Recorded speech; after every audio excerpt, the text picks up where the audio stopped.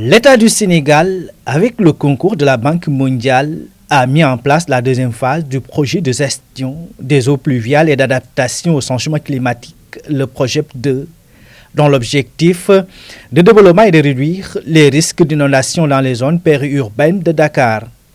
Ainsi, pour permettre d'étendre le périmètre d'intervention du projet dans d'autres localités gravement touchées par les inondations de 2022, notamment le bassin versant du lac Rose. Après la partie résiduelle du bassin versant de Mbebes, il est envisagé de doter cette partie névralgique d'ouvrages de drainage des eaux pluviales, d'où l'importance de ces études techniques détaillées de drainage des eaux pluviales du bassin versant du lac Rose. Après le bassin versant de Mbebes,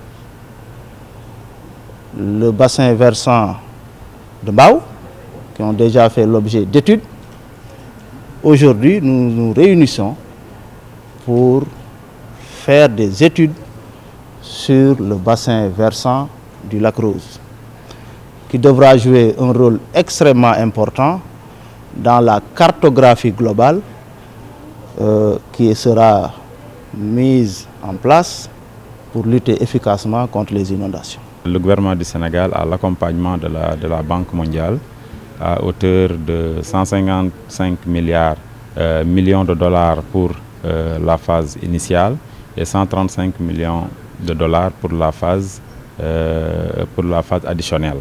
Et c'est cette phase additionnelle qui nous permet d'intervenir au niveau du bassin versant du lac Rose. C'est pourquoi nous avons constaté déjà que le phénomène reculant des inondations a beaucoup impacté avait impacté dans le temps les départements de Pikine, Guédiawaye et une bonne partie de Keur Massar. À l'époque, nous avions fait des études et des travaux qui ont permis de soulager une bonne partie de la population. D'aucuns pensent que ces phénomènes d'inondation se sont déplacés un peu vers le bassin versant du lac Rose. Ces deux études techniques détaillées pour le drainage des eaux pluviales du bassin versant du lac Rose et des plans intercommunaux d'urbanisme des communes ciblées devraient constituer la feuille de route pour doter d'ouvrages de drainage des eaux pluviales afin d'assurer de meilleures conditions de vie aux populations. C'est les études qui vont nous déterminer qu'est-ce qu'il y a lieu de faire pour préserver non seulement le lac Rose, mais aussi les environs du lac Rose, parce que les études vont au-delà du simple lac Rose. Donc quand on parle du bassin versant du lac Rose, ça concerne des communes qui sont autour du lac Rose. La commune de Tivaouane-Peulh-Niaga qui abrite le lac, la commune de Sangalkam-Bambilor, la commune de Jaxaay Parcelles Assainies, la commune de Sangalkam.